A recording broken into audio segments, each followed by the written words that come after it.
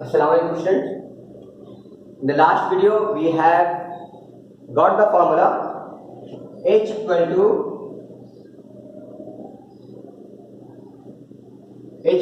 I square RT. Heat equal to I का square that is current का square, resistance और time, ये तीनों का मल्टीप्लिकेशन देगा तो हमें हीट मिलेगा. Heat means work done. Work कितना हुआ, एनर्जी कितना पास हुआ, they all are same quantity. इसको जूल्स लॉ भी बोलते हैं, इसको जूल्स लॉ भी बोला जाता है.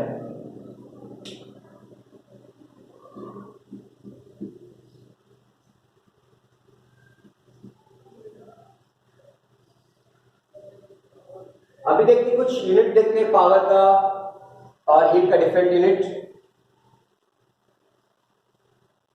इलेक्ट्रिकल यूनिट में आपके घर में जो आती है यूनिट वो किस में रहती है.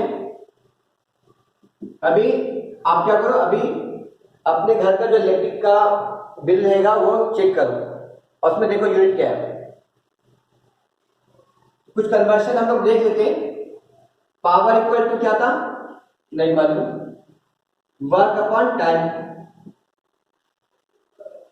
वर्क क्या था, P equal to potential difference PD. PD को हम लोग बी भी लिखते हैं ना, तो मैं इसको बी में लिख रहा हूं. जैसे ये पी और ये पी कंफ्यूज हो जाएंगे. पोटेंशियल डिफरेंस को बी में लिखते हैं. V इक्वल टू क्या था, वर्क अपॉन चार्ज ट्रांसफर. तो मैं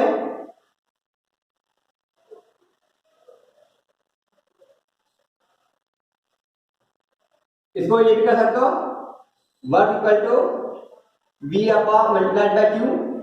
ये इधर चला जाएगा तो मल्टीप्लाई हो जाएगा.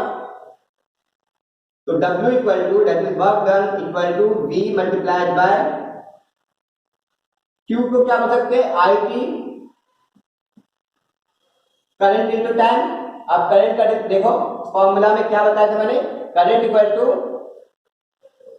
Q upon T. तो Q इक्वल टू IT हो जाएगा.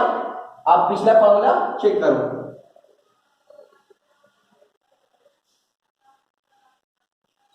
तो हमें क्या मिल रहा है,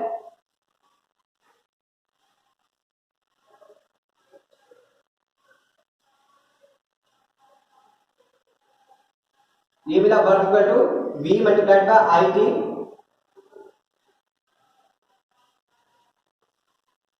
अगर मैं पावर का, मुझे क्या मीनिंग होता है, power equal to W upon T होता है. मैं ये T को इधर लेके चला गया,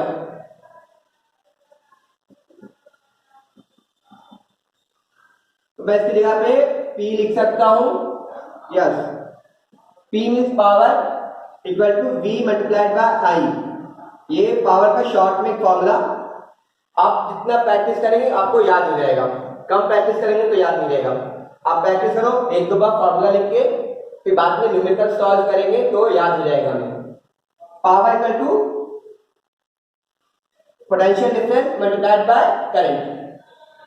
अगर करंट नहीं रहेगा, रेजिस्टेंस रहेगा, तो मुझे करंट का और रेजिस्टेंस का और पोटेंशियल डिफरेंस का फॉर्मूला याद होना चाहिए, तो मैं रेजिस्टेंस निकाल सकता हूं. आप दो तीन फॉर्मूला याद किए, एक दूसरे से निकाल सकते हैं. मैं मुझे ये वाला फॉर्मूला याद था, ये फॉर्मूला था, मैंने क्या किया, इससे ये निकाल लिया. तो ऐसा आप भी कर सकते हो. आप जितना प्रैक्टिस करेंगे तो आपको याद हो जाएगा वो. तो power equal to potential difference multiplied by time. आपके बुक में देखो दिया हुआ है, इसको हम लोग ऐसा भी लिख सकते हैं, power equal to, power means watt, volt multiplied by ampere.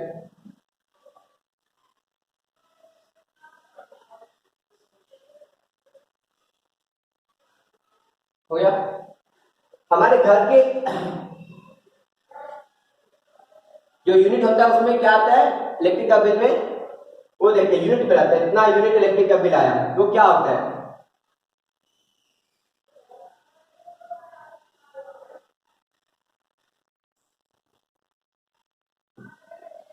ये वाट है ना, वाट ये पावर का स्मॉल यूनिट है। इसका बड़ा यूनिट क्या होता है पावर का? Kilo watt, that is KW. KW power का डेफिनेशन क्या था? Power equal to work upon time. इसका मतलब work equal to power multiplied by time, लिख सकते हैं? यस। तो यहां पे मुझे वर्क निकालने का है, वर्क मतलब एनर्जी, वर्क निकालने का है तो कितना लिख सकते हैं कि पावर हो गया सेकंड, सेकंड मतलब टाइम, लिख सकता हूं मैं power multiplied by time. Power का सिंबल क्या है? किलोवाट, और टी फॉर सेकंड, टाइम का सेकंड यूनिट है तो किलोवाट सेकंड हो गया। एक सेकंड में किलोवाट, लेकिन एक सेकंड में किलोवाट नहीं जनरली कैलकुलेट होता है, तो हमें क्या करने का है कि टाइम के यूनिट को भी बढ़ाने का है। टाइम के यूनिट को क्या करते हैं? आवर में लेते हैं कि एक घंटा में किलोवाट यूनिट यूज होता है, तो इसको कर सकते हैं किलोवाट आवर लिख सकते हैं। तो ये जो किलोवाट आवर है ना हमारा घर का यूनिट होता है। एक यूनिट बोले तो 1 किलोवाट। आपके इलेक्ट्रिक बिल में आता है इतना यूनिट इलेक्ट्रिक का बिल आया, तो वो 1 किलोवाट होता है। 1 किलोवाट को 1 यूनिट बोला जाता है। अब इस पे आप इसमें रिलेशनशिप फाइंड कर सकते हैं, आपकी बुक में भी दिया हुआ है। वाट सेकंड में आप वाट को सेकंड से मल्टीप्लाई करो, इसमें आप और इसमें रिलेशनशिप सर्च कर सकते हैं। देख लेते हैं किलोवाट इक्वल टू कितना होगा। वाट होता है ये, वाट को मल्टीप्लाई करने के लिए 1000 से मल्टीप्लाई करने पड़ेगा तो किलोवाट हो जाएगा। आवर और सेकंड में क्या रिलेशनशिप है?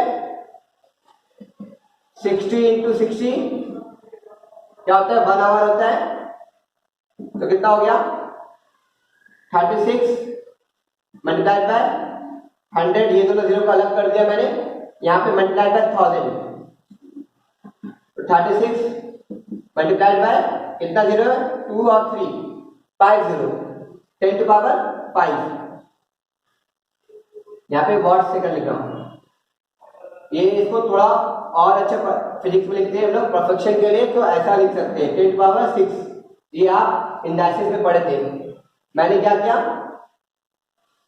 36 है ना, उसको 10 से मल्टीप्लाई भी किया और डिवाइड भी किया। 36 को मल्टीप्लाई करेंगे 10 से और डिवाइड करेंगे तो कितना आएगा? 3.6 मल्टीप्लाई बाय 10 आएगा ना, तो यहाँ पे 10 आ गया बोला। ये 10 को मैंने क्या किया, इधर प्लस कर दिया, तो ये 5 था, ये 6 हो गया, और यहाँ पे 3.6 लिख सकता हूं मैं। तो आपको ये बेसिक मैथ आपको आना चाहिए। इंडाइसिस में ये चीज था 8th स्टैंडर्ड में। तो 1 kilowatt are equivalent to 3.6 multiplied by 10 to the power 6 watt second, watt second, kilo watt. तो ये आपको मालूम होना चाहिए। अभी आप देखो, जब भी ये हमारा क्या है, that is joule, watt second is joule, and this is the kilo joule. This is 1 joule and this is kilo joule.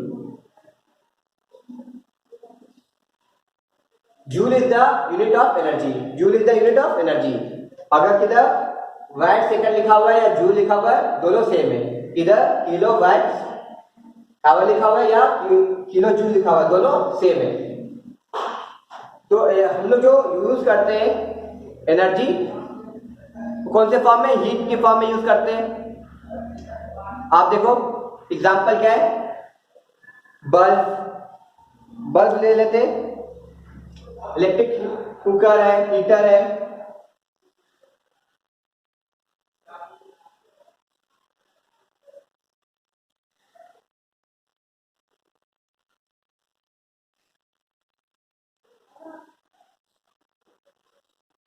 ये ऐसा बल्ब समझ लो, ऐसा बल्ब है, इलेक्ट्रिक बल्ब। तो यहाँ पे क्या रहता है, फिलामेंट रहता है। ये जो फिलामेंट होता है ना, टंगस्टन का बना रहता है,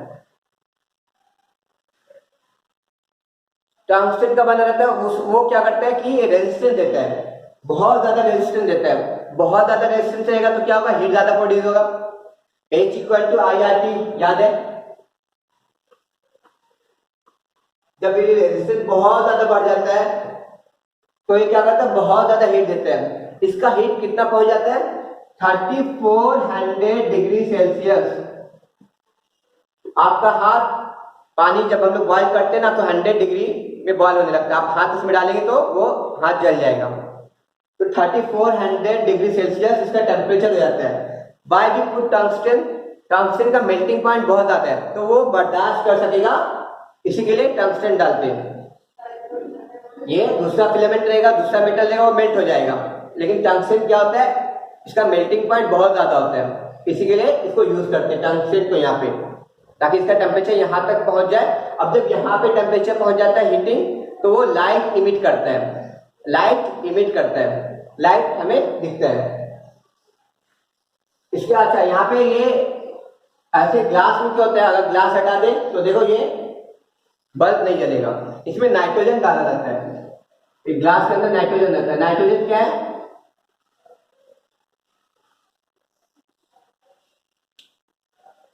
अगर ऑक्सीजन रहता, अगर ग्लास नहीं रहता तो ऑक्सीजन देगा, ये ऑक्सीजन क्या करेगा, टंगस्टन से रिएक्ट करेगा और आपको ऑक्सीडाइज कर देगा, तो वो जलेगा नहीं, इसको ऑक्सीडाइज कर देगा ऑक्सीजन। इसी के लिए नाइट्रोजन डाल देते हैं यहाँ पे।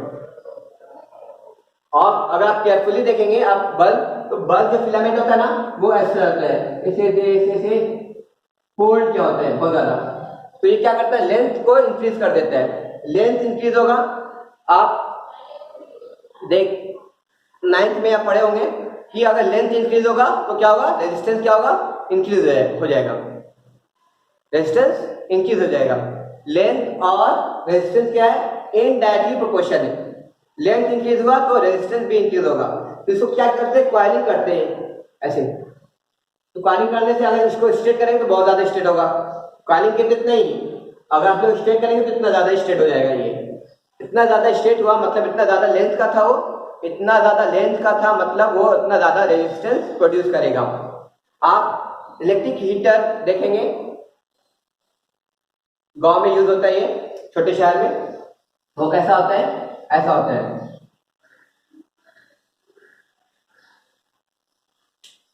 ये ऐसा रहता है। अब इसमें क्या करते हैं,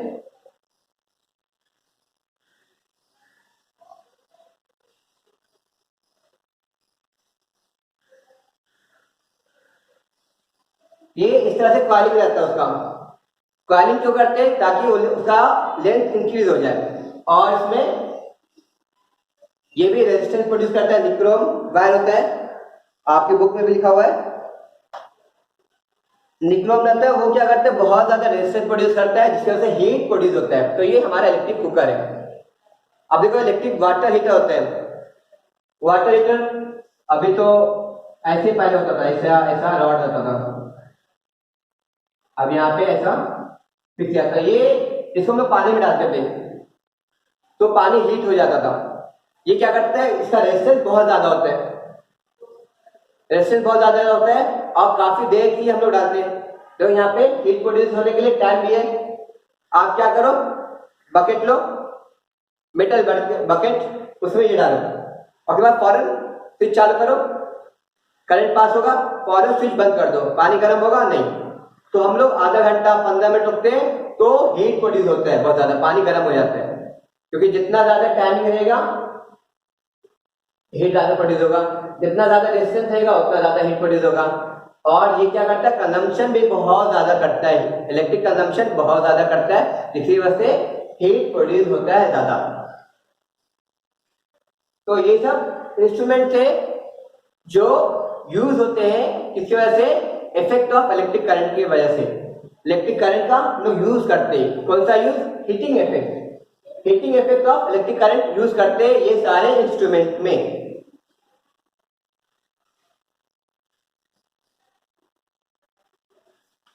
एक और है फ्यूज, इंपॉर्टेंट है बहुत। फ्यूज देखो आपके घर में रहेगा, उसमें लाइट आती है रेड कलर की। ये क्यों लगाया जाता है? ये इलेक्ट्रिकल इंस्ट्रूमेंट के सेफ्टी के लिए लगाया जाता है। घर में क्या होता है, 3 तरह के वायर आते हैं। आप वीडियो पॉज करके पहले इसको नोट डाउन कर लेना। 3 तरह के वायर आते हैं, लाइव, न्यूट्रल और अर्थ। लाइव वायर से करंट घर में एंट्री करेगा, लाइव वायर से घर में करंट एंट्री करेगा और इससे एग्जिस्ट करेगा। किससे? न्यूट्रल वायर से। हमारे इंडिया में ये दोनों का जो पोटेंशियल डिफरेंस होता है, अगर मैं वोल्ट मीटर लगाऊं ये दोनों के बीच में वोल्ट मीटर लगाऊं तो मुझे पोटेंशियल डिफरेंस कितना बताएगा? V कितना बताएगा? V का वैल्यू रहेगा इक्वल टू 220 रहेगा, 220 वोल्ट रहेगा। पोटेंशियल डिफरेंस का वैल्यू कितना रहेगा? इंडिया में 220 होता है। इसमें लाइव एंड न्यूट्रल वायर का पोटेंशियल डिफरेंस, इससे लाइट एंट्री करता है, इससे लाइट जाती है। अभी होता है क्या, ये 8 वायर क्यों यूज करते हैं कि कभी इंस्ट्रूमेंट में लीकेज हो गया, क्या हो रहा है कि वायर क्या हो रहा है, वेयर एंड टेयर हो गया और वो इंस्ट्रूमेंट से टच हो रहा है, रेफ्रिजरेटर से, आयरन से, तो क्या करेगा ये ज्यादा वायर 8 वायर क्या करेगा, वो करंट को जमीन के अंदर कनेक्टेड रहता है। ये जो 8 वायर है हमारे बिल्डिंग में जमीन के अंदर कनेक्टेड होता है, तो वो क्या करेगा करंट को जमीन के अंदर लेके चला जाएगा, उसका ये फंक्शन है। उससे पहले ये मैं बताना चाहता हूं कि लाइव वायर और अर्थ वायर, जब हम लोग बहुत ज्यादा करंट यूज करना स्टार्ट करते हैं घर पे, फैन चालू है, लाइट चालू है, फ्रिज है, वॉशिंग मशीन चल रहा है, एसी चल रहा है, तो बहुत ज्यादा कंजम्पशन हो रहा है इसका करंट का, करंट बहुत ज्यादा आ रहा है तो हीट भी प्रोड्यूस होगा, हीट भी प्रोड्यूस होगा बहुत ज्यादा। इंडिया में क्या हो रहा है कि करंट फ्लक्चुएट होता है, बहुत ज्यादा करंट आ गया, बहुत कम करंट आ गया, ऊपर नीचे होते रहता है। तो इसके लिए क्या होता है कि हमारा इलेक्ट्रिकल अप्लायंस, फ्रिज है, रेफ्रिजरेटर है, वॉशिंग मशीन है, टीवी है, तो बहुत ही कॉस्टली होती है। अगर करंट बहुत ज्यादा फ्लक्चुएट करेगा, ऊपर नीचे होगा, तो हमारे इलेक्ट्रिकल इंस्ट्रूमेंट क्या होंगे, खराब होने के चांसेस रहेंगे, लैपटॉप, कंप्यूटर खराब हो जाएंगे। इसीलिए क्या यूज करते हैं, फ्यूज यूज करते हैं। ये फ्यूज क्या होता है, हमारे मेन स्विच में होता है, इलेक्ट्रिकल अप्लायंस में भी लगा रहता है, ये बीच में लगाया जाता है फ्यूज, यहाँ कैसे लगा दिए, फ्यूज लगा दिए। अब ये फ्यूज का काम क्या है, एक वायर रहता है, ये यहाँ पे लाइव वायर आया, यहाँ पे न्यूट्रल वायर गया, ये हमारा फ्यूज का वायर है। ये थोड़ा थीन होता है, थोड़ा पतला होता है और ये इजी मेल्टिंग वाला सब्सटेंस का बना होता है, मतलब आसानी से मेल्ट हो जाएगा, गर्म होगा, हीट होगा तो मेल्ट हो जाएगा। जब बहुत ज्यादा करंट पास होगा तो ये क्या करता है, बर्दाश्त नहीं होता है, ये हीटेड हो जाता है, हीट होने की वजह से ये क्या होता है, फ्यूज हो जाता है, ये इसका सर्किट ब्रेक हो जाएगा और हमारे घर का करंट बंद हो जाएगा, हमारे घर में करंट एंट्री नहीं करेगा। तो बहुत ज्यादा जब करंट जाता है तो तब ये हीट होता है, तो अगर बहुत ज्यादा करंट जाएगा तो हमारा इलेक्ट्रिकल अप्लायंस खराब हो जाएगा, तो ये क्या करेगा, उसके पहले फ्यूज क्या होगा, ब्रेकअप हो जाएगा, तो हमारा इलेक्ट्रिकल अप्लायंस बच जाता है। तो जितना ज्यादा करंट पास होगा उतना ज्यादा हीटिंग होगा, तो ये फ्यूज ब्रेकअप हो जाएगा और हमारा अप्लायंस बच जाता है जिससे। इसी तरह आपके घर में यूज होता है एमसीबी, मैनेजुअल सर्किट ब्रेकर। ये क्या होता है कि कभी बहुत ज्यादा करंट लीक हो रहा है, मतलब हमें करंट लग रहा है, तो हमारे बदन से करंट क्या होगा, अर्थ में जाएगा, क्योंकि अर्थ क्या जीरो पोटेंशियल पे, जितना ज्यादा पोटेंशियल डिफरेंस देगा उतना ज्यादा करंट पास होता है। तो हमें डेंजर हमारे लिए, कभी लीकेज हुआ कुछ भी और हम लोग टच कर दिए इलेक्ट्रिकल अप्लायंस को तो करंट पास होगा हमसे हमारे अर्थ में। तो जब ऐसा होता है तो ये क्या होता है, ये एमसीबी लगाया जाता है ताकि बहुत ज्यादा जब करंट पास होगा तो वो क्या होगा, उसका स्विच ऑफ हो जाएगा, स्विच ऑफ होने से घर में करंट नहीं आएगा, तो सेफ्टी के लिए लगाया जाता है एमसीबी। इसका अलग अलग वैल्यू होता है एमसीबी का, डिपेंड क्या चीज के लिए है।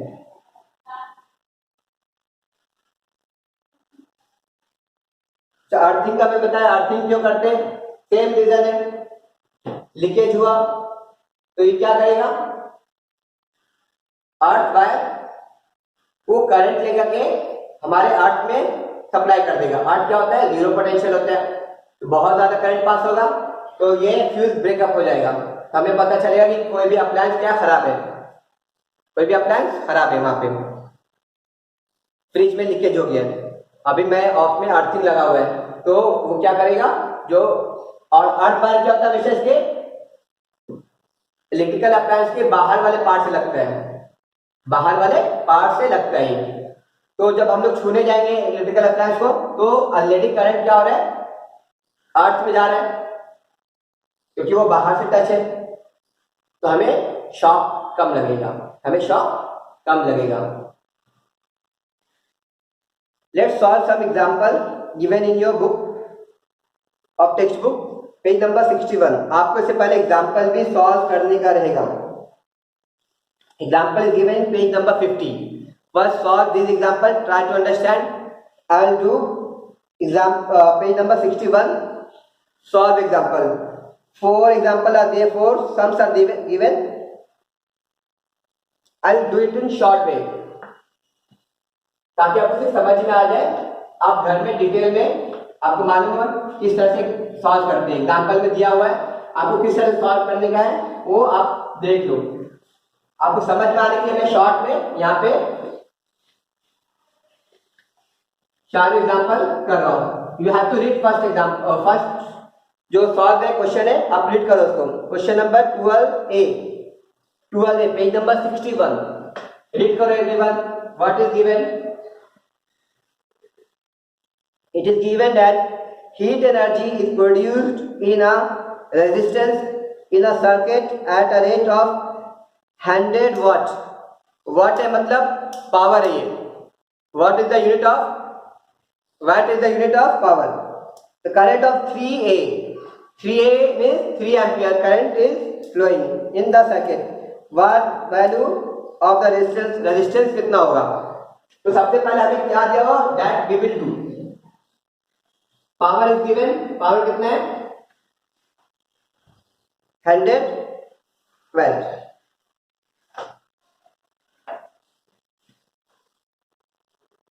This is given, current is given, current is 3A, 3 ampere. Find क्या करने बोला, रेजिस्टेंस फाइंड करने बोला। तो रिलेशनशिप बन रहा है इसमें, मैंने अभी बताया था power equal to potential difference multiplied by current. तो मैं इसको कर सकता हूं, पोटेंशियल डिफरेंस का फॉर्मूला क्या था, V इक्वल टू IR। तो मैं V की जगह पे IR लिख सकता हूं। तो V की जगह पे मैं क्या करता हूं, IR लिखता हूं, सही। अभी ये क्या हो गया, I स्क्वायर R, I दो बार रिपीट हो रहा है तो I स्क्वायर हो गया। तो resistance equal to P upon R, sorry I square हो जाएगा। ये मल्टीप्लाई हो रहा है, इधर जाएगा तो डिवाइड हो जाएगा, तो मैंने R को इधर कर दिया। अभी इसका सबका वैल्यू पुट कर दो। पावर का वैल्यू कितना है 100, इसका वैल्यू I का 3 इंटू 3 9, R इक्वल टू 100/9। इसको डिवाइड करेंगे तो अराउंड कितना आएगा, 11 पॉइंट समथिंग आएगा, 11 पॉइंट समथिंग। तो अप्रॉक्स क्या लिखे, 11 लिख दिया मैंने। 11 ओम इज द रेजिस्टेंस, देयरफॉर ऐसे लिखो यहाँ पे, देयरफॉर रेजिस्टेंस इज 11 ओम। आप सिंबल में देंगे तो चलेगा। This is the way you can solve the example. तो न्यूमेरिकल्स, आप न्यूमेरिकल्स जितना सॉल्व करेंगे आपको उतना ज्यादा समझ में आएगा। B, 2 tungsten bulb of watt 160 दो है, और पावर पोटेंशियल डिफरेंस कितना है 220 है। If they are connected in parallel में how much current will flow in main conductor, main conductor में कितना करंट होगा। दो है यहाँ पे, पावर 1 कितना है 100 वाट, पावर 2 कितना है 60 वाट। पोटेंशियल डिफरेंस क्या होता है, सेम होता है, पोटेंशियल डिफरेंस सेम होता है। जब पैरेलल होता है तो पोटेंशियल डिफरेंस सेम होता है, इसलिए सिर्फ एक ही दिया हुआ पोटेंशियल डिफरेंस, करंट अलग हो जाता है। 220 वोल्ट इज गिवन। अभी मेरे पास क्या है, पावर का अभी मैं फॉर्मूला बताया यहाँ पे, power equal to V multiplied by I।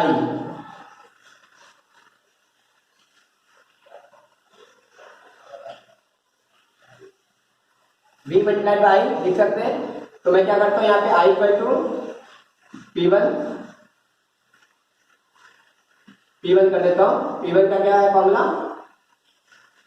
I equal to 100 upon 220। इसी तरह I2 कितना हो जाएगा, दूसरे वायर में करंट कितना रहेगा 60 अपॉन 220। ये कैसे आया, ये इधर चला जाएगा तो ये डिवाइड हो जाएगा, पोटेंशियल डिफरेंस मल्टीप्लाई में इधर आएगा तो ये डिवाइड हो गया। और जब पैरेलल होता है तो क्या होता है, मेन वायर में करंट क्या होता है, दोनों का प्लस करने पड़ते हैं। इफेक्टिव करंट क्या होता है I1 plus I2। Effective current कितना होगा 100 अपॉन 60 अपॉन 220। मैं ये 0 0 कैंसिल कर दिया, कॉमन है 10 प्लस 6 कितना हो गया 16 अपॉन 22, डिवाइड किए 2 से 8 अपॉन 11, इसको डिवाइड करेंगे तो 72 पॉइंट समथिंग आएगा कुछ इतना, सॉरी 0.78 आएगा ना, 7 आता कुछ 72 ना समथिंग आएगा। तो इतना एम्पियर क्या हो गया, हमारा मेन सर्किट में इतना करंट रहेगा। You have to write the statement there. Answer is 7.2 है, 0.72 है, 0.72 एम्पियर है। तो you have to write in the statement of air, current will flow in main conductor is 0.72 ampere. आपको स्टेटमेंट लिखना पड़ेगा, अगर स्टेटमेंट नहीं लिखोगे तो मार्क डिडक्ट हो जाएगा। Let's do the third C1।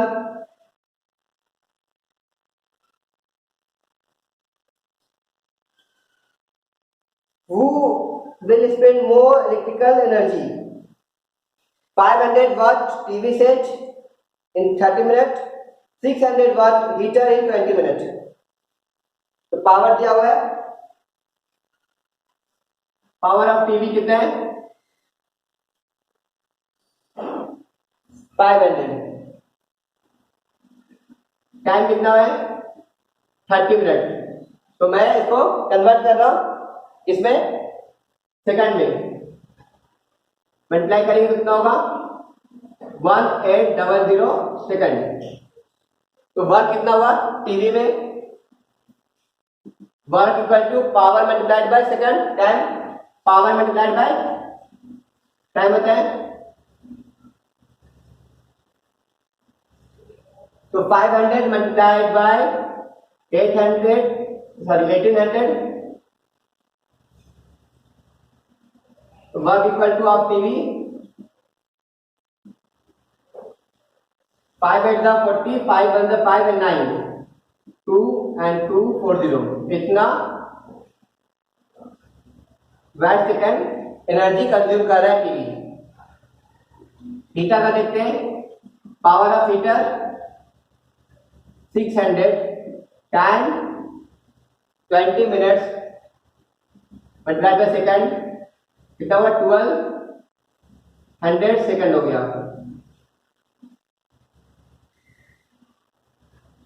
तो वर्क ऑफ हीट कितना होगा 600 मल्टीप्लाइड बाय 1200 कितना हुआ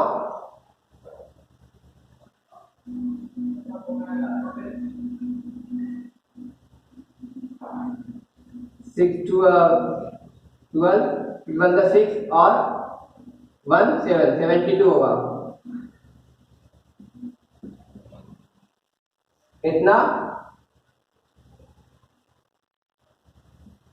वैट सेकंड हो रहा है। कौन सा ज्यादा है ये वाला ज्यादा है। तो TV is consuming more electrical energy you have to write the statement. D number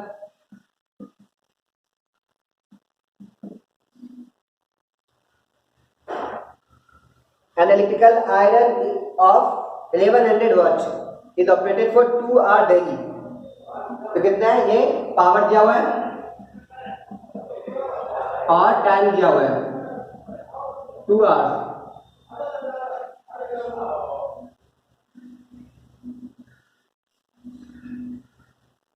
तो बोले कि एनर्जी कितना कंज्यूम हुआ। ये वैट में ना इसको किलो वैट में कन्वर्ट कर देते हैं। कितना वैट है तो किलो वैट में कितना होगा डिवाइड बाय 1000 तो 1.1 हो जाएगा किलो वैट।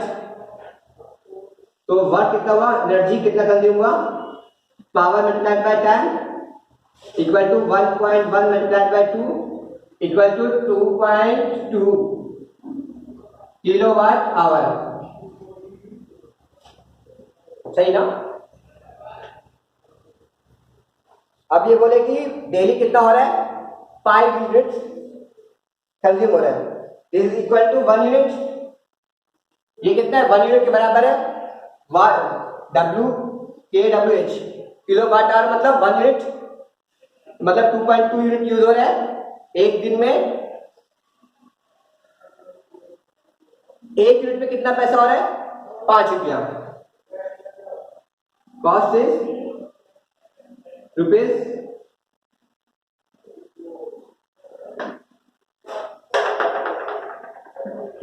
₹5 for 1 unit.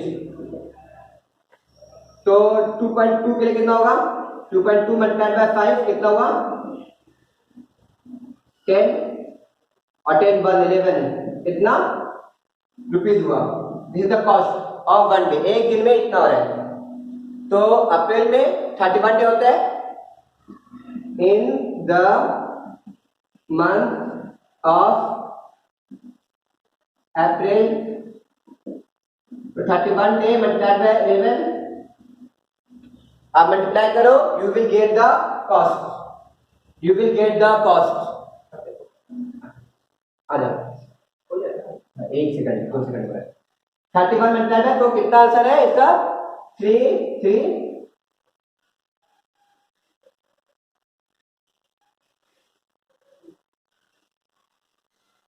31 31 1 4 3 3 4 1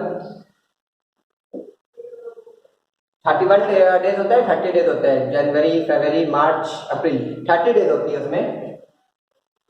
तो इट इज लाइक दिस 330। तो this much is the cost for using iron for 2 day for 30 days. तो इतना पैसा सिर्फ आयरन का भरना पड़ेगा at the end of the month. Hope you understand. अब प्रैक्टिस करो इसको सम। इंशाल्लाह next time we will say about magnetic effect of electric current. Assalamu alaikum.